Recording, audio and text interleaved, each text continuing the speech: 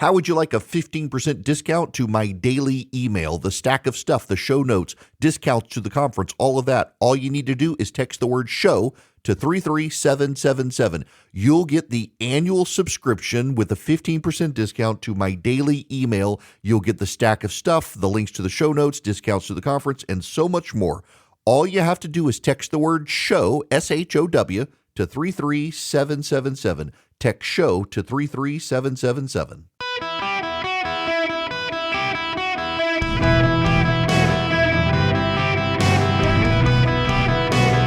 Welcome to the Eric Erickson Show podcast, Hour 2. Greetings, conversationalists. Welcome. It's Eric Erickson here across the United States of America. The phone number is 877-973-7425. Should you wish to be on the program, I would be delighted to have you with me. We got a lot to cover, and just be patient with me on the phones, because I was going to start the show with this, but I think I need to do it now. Kind of the assessment. What did we get right? What did we get wrong? What did I get right? What did I get wrong about the election? The reason you got to wait is it's not that complex, but there are complexities that go into it, and that is you gotta do the exit polling right. So let me explain the exit polling for you. The exit polling asks, a normal poll is going to ask maybe 1,000 people around the country, statistically sampled, what they think. The exit polling asks orders of magnitude more people about how they actually voted. When they exit the polling location, they talk to the exit pollsters, and they get inordinate amounts of data around the country, in key parts of the country, in every state, to understand why people voted certain ways. And you've got to wait a week to really get the best assessment of the exit polling, because a week after polls close, voter certifications happen. Voter certifications are, we certify these are the people who voted. And then the exit pollsters can take that data in each state and say, okay, so we know this many Hispanic people voted for sure, and this many black people voted for sure, and this many Asian people voted for sure, and this many women, and this many men, and this many young people, this many old people. We can do the demographic data on these people and get their income earned and all this, so we can make sure that the information they self-reported is accurate and reflective. And so now we can take percentages. So in Georgia, for example, X percentage of black men voted. So we got to adjust our polling sample from the exit polling for this, and you get a very, very accurate snapshot of who voted and why they voted. Now, you have to also understand that the exit pollsters generally are not asking people, did you vote for Trump or Harris or a third party?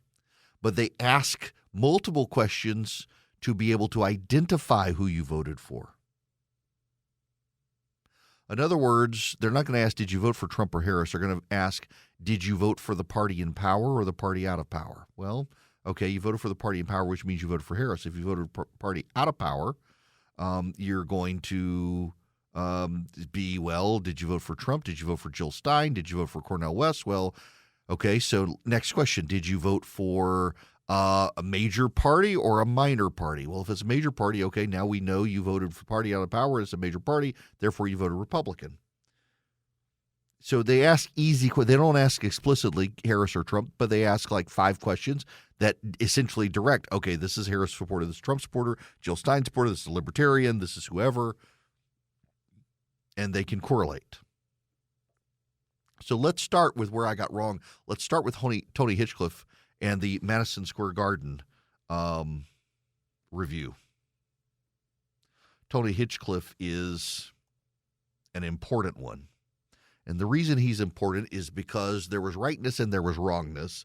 And I think overall, I'm going to put this in the wrong category, but this is nuance. Hear me out. I know a lot of you want me to follow my sword on this one. But when I talk about campaigns and elections, I talk to people in the Trump campaign, people within Republican orbits, outside strategists for other campaigns. I talk to Democrats. I talk to people close to the Harris campaign. I talk to reporters, talk to a lot of people. And there was a universal consensus, even from the Trump people, that they were seeing the Tony Hinchcliffe issue show up in their last polling.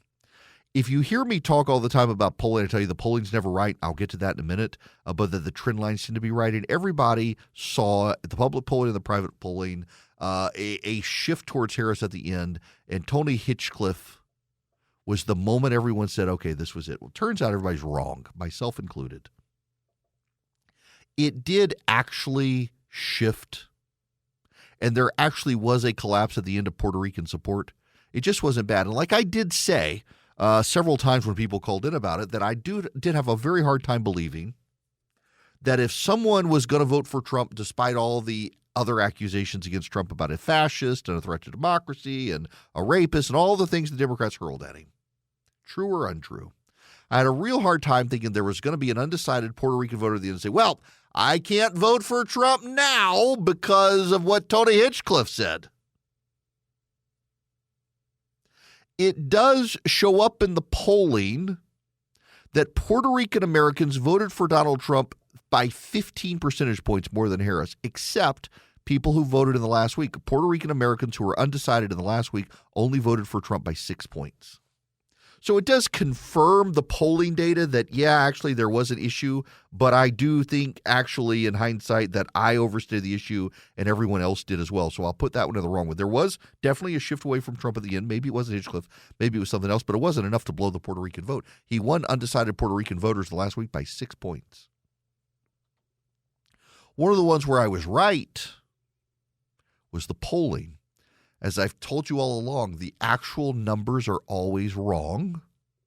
The trend lines tend to be good, but also they tend to understate Trump's support.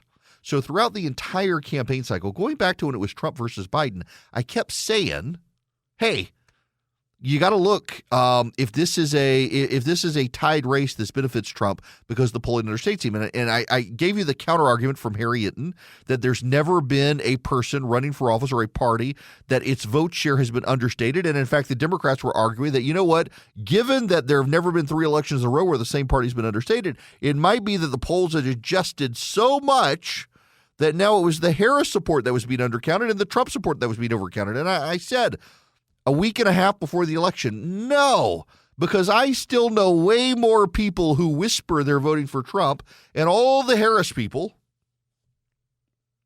want you to know. One of the areas on polling, though, where I was wrong was Ann Selzer at the end. I still don't believe this was a poll designed to suppress the vote. What I said, though, was that the Selzer number, there's no way it's right, but it clearly is getting a trend line. It's picking up women shifting. And one of my cautions was maybe it's just that progressive women really like to talk to Ann Selzer. Well, it turns out that part of what I said was right. Progressive women love to talk to Ann Selzer. Everything else wrong. Ann Selzer, the poll was just flat out wrong.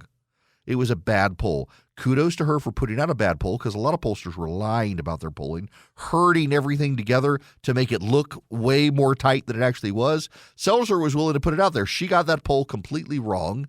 And what frustrates me is that Selzer's not willing to say bad poll, bad sample. She's trying to justify. You can't justify a poll that big, Ann. One of the other things that a lot of people, myself, got wrong, although I was able to change my mind on and catch myself in the election, was the appointment of J.D. Vance. I didn't think it was as good of a pick as Trump could have made.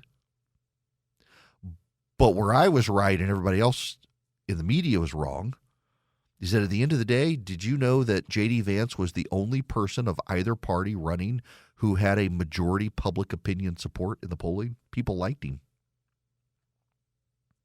Where the Democrats were wrong and I was right is that Tim Walz was a terrible pick. People didn't like him on the campaign trail. And you know what else? Turns out that more Americans thought the Democrats were weird than the Republicans. Now, there are some things where you and I together are wrong. We should talk about those too. One of them is that Trump may actually lose the popular vote. As the vote counts going now and you look at the outstanding vote, he may lose it. But on Tuesday night last week, I said this was a landslide for Trump. And in the grand scheme of things, in a narrow, bitterly divided country, maybe we can make that case. But I think we need to be very careful about making the case because of voter repudiation. Now, what do I mean by voter repudiation?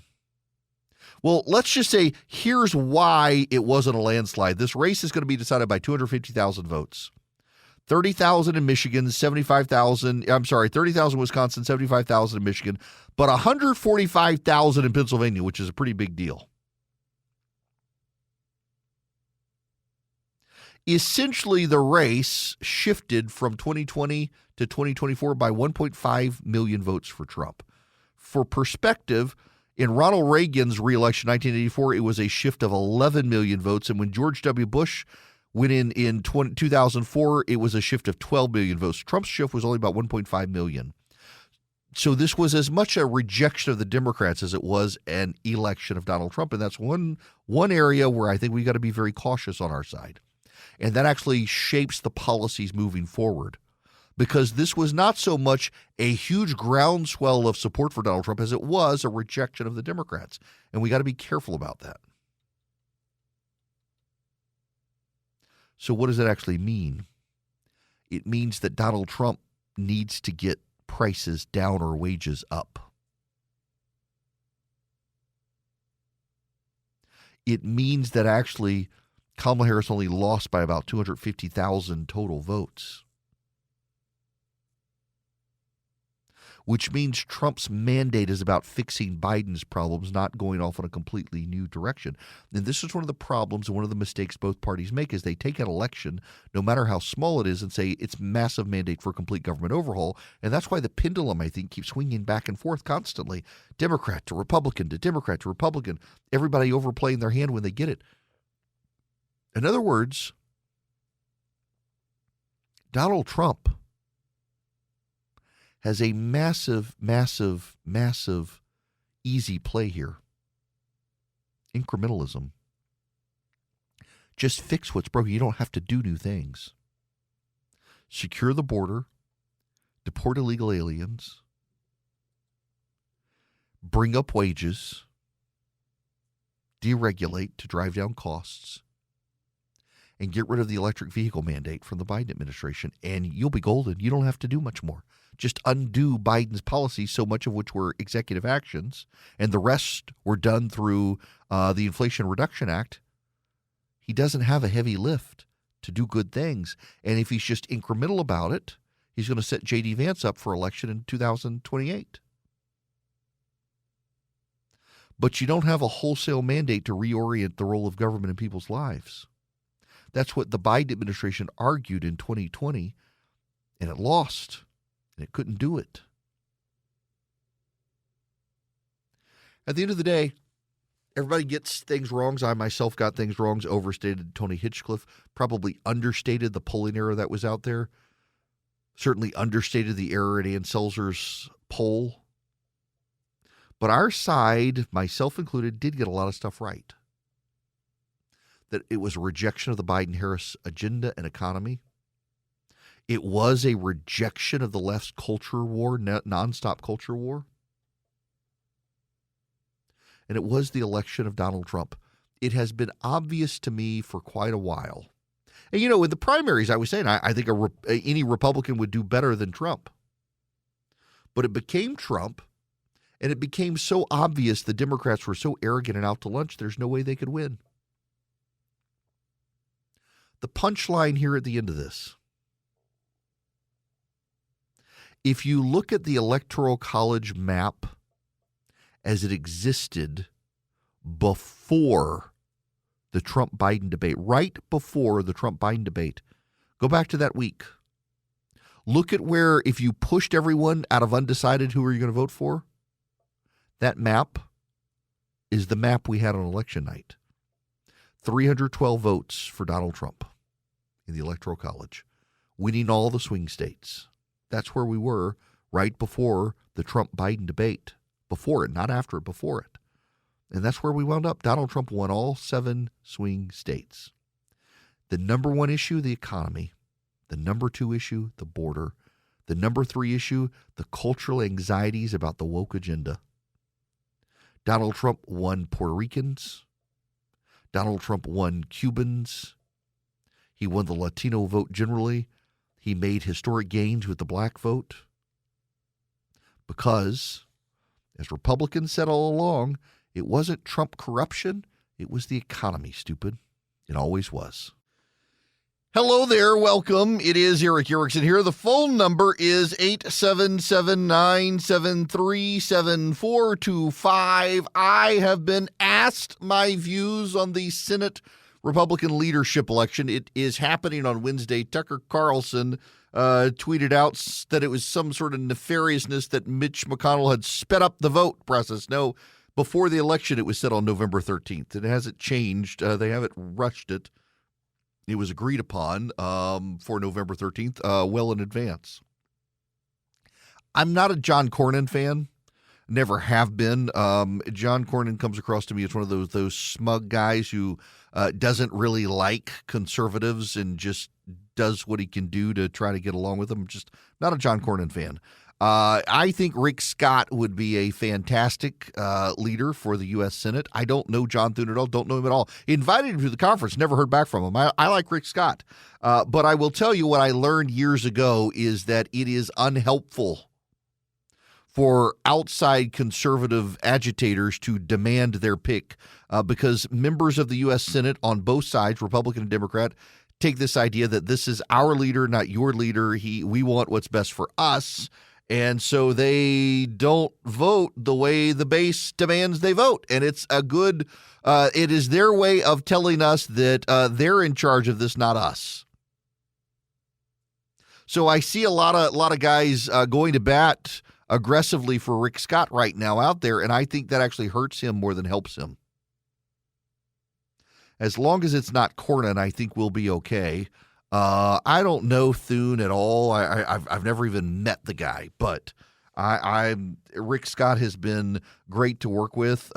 Conservatives have enjoyed working with Rick Scott. Rick Scott listens to conservatives, gives them a seat at the table, which is why I appreciate him. But I'm not going to go rally an army for Scott because I think that ensures that he loses. As long as it's not Cornyn, though, I think we'll be fine. Between bank collapses and all this wobbling in the economy right now and interest rates the way they are, Swiss America has been the trusted leader in precious metals for 40 years, and they've been warning people about a secret war on cash. If you're interested in safeguarding your hard-earned cash from the secret war on cash, you need their free report. They're rated A+ by the Better Business Bureau. Swiss America can educate you on protecting your assets in their report, The Secret War on Cash. They've got a lot of information in there, and it only takes about 15 minutes to read. It can save you on your retirement and finances. If you want a copy of it, you can get one completely for free by calling or texting 800-289-2646. By the way, the All-Out War on Cash includes digital forms of currency. Your crypto is still being spied on by the government. Find out how and what you can do about it by getting this free report. Just mention my name, Eric, E-R-I-C-K, when you call or text 800-289-2646. That's 800-289-2646. Message and data rates may apply. My fellow Americans, thank you for tuning in. Thank you for trusting me as well. It's very easy to lose that trust, and y'all should see the hate mail I get on a regular basis from people who are furious with me for refusing to believe the nonsense they believe, and sometimes just having to point out the nonsense to people that they believe that just simply isn't true. And yet they are convinced of it and are convinced that I'm wrong when I'm right. And you just got to deal with it. But you guys, I know what the data is out there on this show right now. And so many people, left, right, and center, across the political spectrum of ideologies, are putting their trust in me to at least tell them what's going on in the world, even if they disagree with how I see it, being able to tell them what's going on in the world. So thank you very, very much for that. Now, I want to spend some time on phone calls here, 877-973-7425. Kathy, you're going to be up first. Welcome. Hi, hey, Kathy. Eric, this is Kathy. Welcome. Hey, so, I love your show. Thanks. But I feel very conflicted about the deportation issue that you were talking about earlier. Because, I really try to see things from both sides of the coin.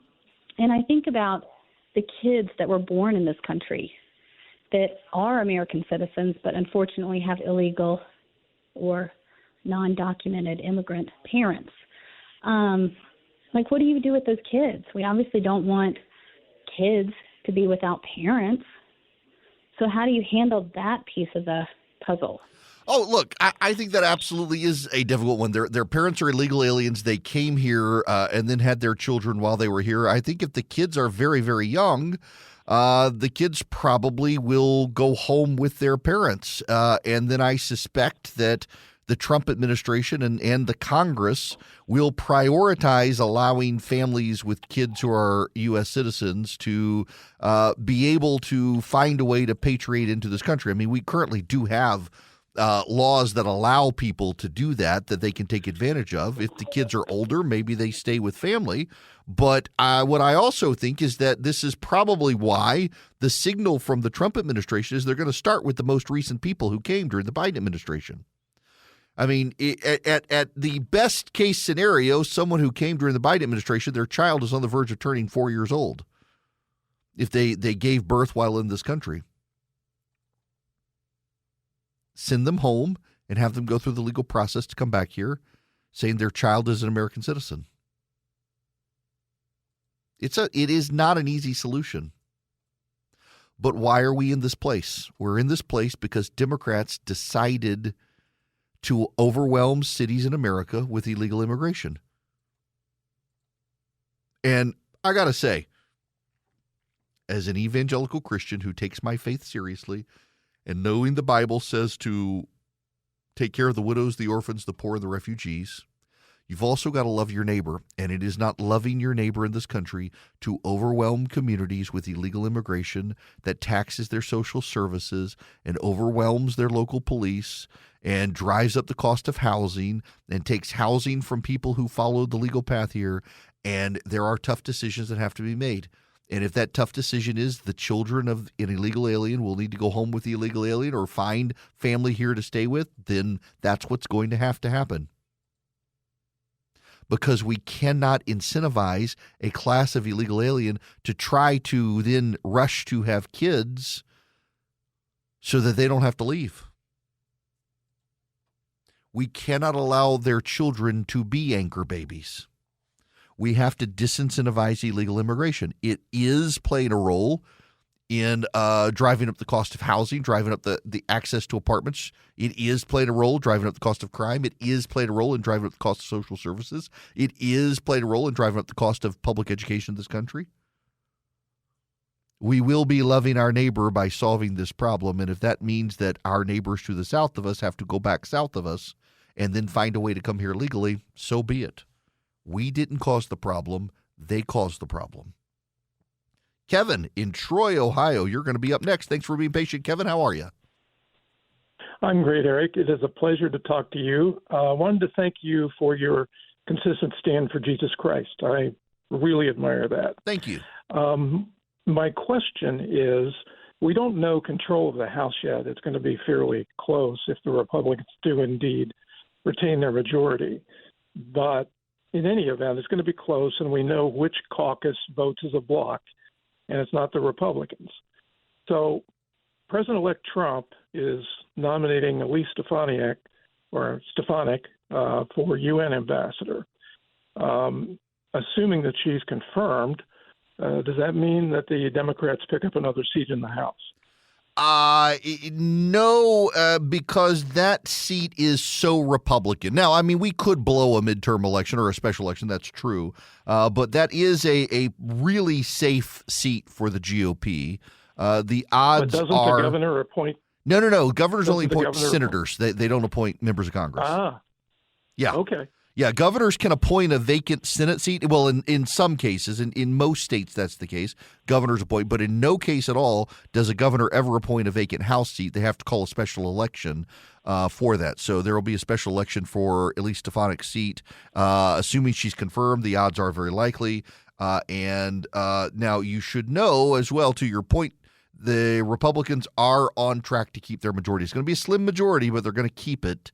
Even the Democrats at this point acknowledge the Republicans will have the House majority. David, you're going to be up next. Welcome to the Eric Erickson Show. David, how are you? I'm doing great. How are you? Great. Thank you for taking my call. On kind of a lighthearted note, as I go through my timeline, young African-American voter myself, I receive a lot of backlash. A lot of my friends were Kamala supporters and liberals in that manner. And I didn't vote that way, more so out of the rejection of their policies and their agenda than my support for Trump. But I was just want to get your take on when do you think it's safe to come out of the closet as a Trump voter? With the popular vote, I guess it's a bit, and everything. David, when it will be finally safe for me to tell them first that you're that. gay and see how that goes. Listen, it is wild that in the United States today it's easier to come out of the closet as gay than as a Trump supporter in certain segments. Yeah. Okay, here's the thing. One is they probably know. And two, I don't think it should matter because they're not your friends if they can't be friends with you knowing who you voted for. The hate is unreal. Oh, yeah. The hate is unreal that they've put out. I can't believe anybody that voted that way and it's been blowing my mind. And I'm just like, I want to say I'll tell them so bad. Like, I'm that guy. Yeah. The crazy thing is there will probably be others in there who are also bashing the Trump supporters who, when the real vocal ones leave, they'll say, hey, I voted for him too. I mean, when you look demographically at it, there are way more Trump supporters out there than will publicly acknowledge they're Trump supporters. And probably some of the people attacking Trump supporters are actually closet Trump supporters out there right now. It really is wild to see. So, I will tell you this. If you go out, God bless you, and tell them, hey, by the way, I want you to know I voted for Donald Trump. Right. Yeah, well, also, David, you did just call into a national conservative talk radio show. Someone out there is going to recognize your voice. Yes. Because I know my demo. I got a lot of progressives who hate listening to the show. I know because they email me to tell me how much they hate my guts, but sure appreciate me covering such and such a topic. So you may have just outed yourself. It's okay though. Well, good. I just figured there was safety in numbers with the popular vote and the sweeping vote with the swing states. Maybe now it's okay. Yeah, I think so. God bless you for doing it. You're a brave man, and kudos for joining our side. There is a level of arrogant hostility out there right now from people on the left who just can't bring themselves to acknowledge how much they're wrong about. And they're just screaming. Did y'all see the CNN show the other night, Abby Phillips's show, where it was a trans activist who just began screaming at other people, wouldn't let them have a word in edgewise on the trans issue, insisting that it could not be so. I want to play for you this clip from 60 Minutes last night. Republicans spent $143 million on that Trump ad called Nonsense that ended with Harris supports they, them, Donald Trump supports you. Listen to this. They thought they would do better with women. They did not. They thought that the abortion issue would drive more people to the Harris side. It did not. Another part of Harris's shortfall came after an advertising blitz targeting her support for transgender rights. Republicans spent $143 million on the transgender campaign to cast Democrats as out of touch. The party as a whole spends too much time in places like Washington and New York and Chicago and doesn't really spend time listening to people like my constituents. Democrat Susan Wild is Northampton County's representative in Congress, and she's thinking about the Democratic losses. If you are struggling to pay your rent, or feed your kids, you don't have the privilege of thinking about things like LGBTQ rights. Unless you've got somebody in your own family that's personally affected, you don't have the luxury of thinking about reproductive rights. Unfortunately, I think our party needs to figure out that not everybody is just thinking about these very important social issues. And notice how she's got to play them, too. These very important social issues. Not everybody is thinking about those issues. It's a real problem for the Democrats, because you've got Democrats like this Congresswoman who still wants to treat them as a serious issue, and yet the voters are saying, this is not my issue. The voters themselves are saying, I not only am I not concerned about it, but I don't agree with it. Republicans spent $143 million on that ad, and that ad showed, think about the Tony Hinchcliffe thing. The internal polling, the tracking polling Republicans and Democrats were doing showed that the Madison Square Garden event and all the outcry of it did actually begin to shift people at the end away from Donald Trump. Now, it wasn't enough, as I said. Puerto Ricans who voted for Donald Trump before the Tony Hinchcliffe moment voted for him by 15%. Those who voted after the Hinchcliffe moment voted for him by 6%. Still a majority. Republicans and Democrats, their tracking polling could show a shift. They were just freaked out by that shift, thinking, oh my God, it's so close at the end. It's a close election. Trump's going to lose. No, he still blew it out of the water. Now think about that trans ad. Republicans and Democrats in their polling could see it shift huge segments of Black and Hispanic voters away from the Democratic Party. It had a meaningful, detrimental impact to the Democrats. And yet the Democrats are in denial about it having an impact unless you're in a swing district like some of these members of Congress, and they're the ones saying, actually, yeah, this was a bad issue and one that didn't resonate with voters. And by the way, making an election about abortion when people are starving and hungry and can't make ends meet is probably not a smart thing. The Democrats, at the top of the hour, I want to spend a lot of time on just the inability of the Democrats to assess because of their own dogma. Right now, I got to tell you about the all-new, I'm so excited to tell you about this, the third generation Eden Pure Thunderstorm air purifier. It's finally here. I've got one. And it builds on the previous success of the generation that we've all had, which are in thousands of five-star reviews that I've kept in my travel bag until now. The new Thunderstorm uses two technologies. Kills 99.9% of viruses and bacteria. It removes dust, it removes pet dander, it removes smoke and more from the air, and it gets rid of any odor, and there's no filters to replace. The Thunderstorm gets rid of any stinky smell guaranteed. Odors from litter boxes, trash cans, cigarette smoke, dirty diapers, stinky shoes, musty basements, and more. They're no match. Any smell is going to disappear in just a few seconds. Right now, you can save $200 on an Eden Pure Thunderstorm 3-pack for the whole house. Get one in your basement, one for your upstairs, one for downstairs, wherever you need them.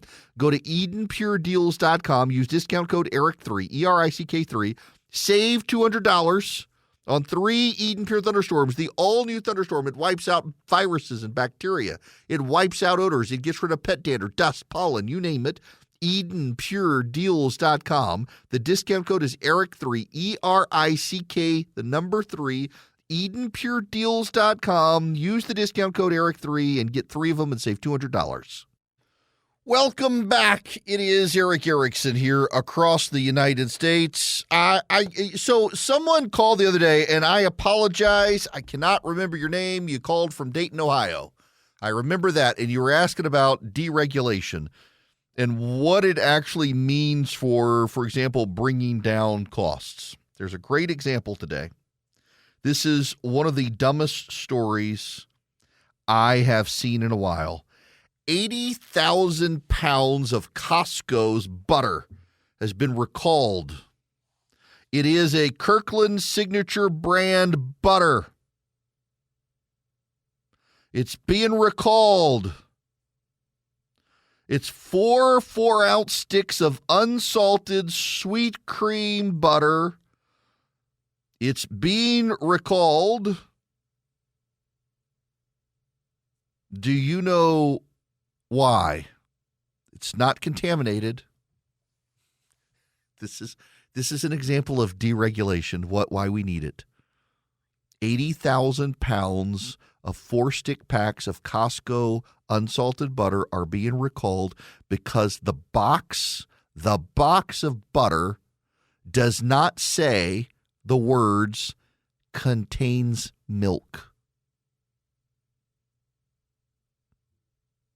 The dead air is intentional. Yeah, folks, they're having to recall it because the box doesn't say contains milk. Because, someone who's allergic to milk could get the box of butter and sue because what is butter? So I have now made myself homemade butter. I've got an Ankershram, which is a Swedish mixer now. And what you do is you pour the cream in and you just let that sucker rip. It's like a KitchenAid mixer, except it's Swedish and better. And that thing churns butter. You keep stirring and agitating the cream turns to what gets solid, and as it gets more and more solid, it turns to butter. And you have buttermilk left over. You have butter and buttermilk. But it comes from cream, a milk product. This is the dumbest thing. This is from Yahoo News. Listen to this. This is how Yahoo News wrote this up.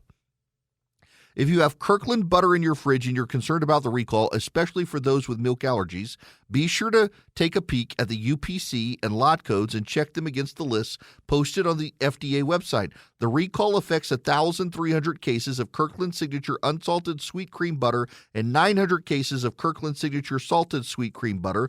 Both varieties will have best buy dates between February 22, 2025 and March 29, 2025, so check the dates.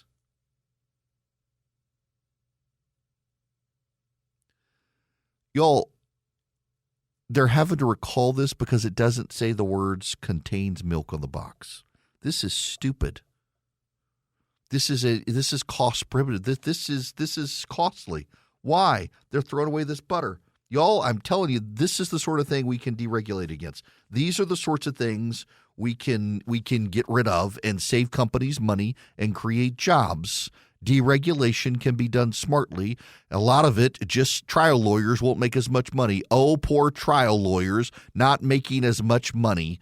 They can still put Carson Beck on their billboards and get interceptions, I guess. Good gracious.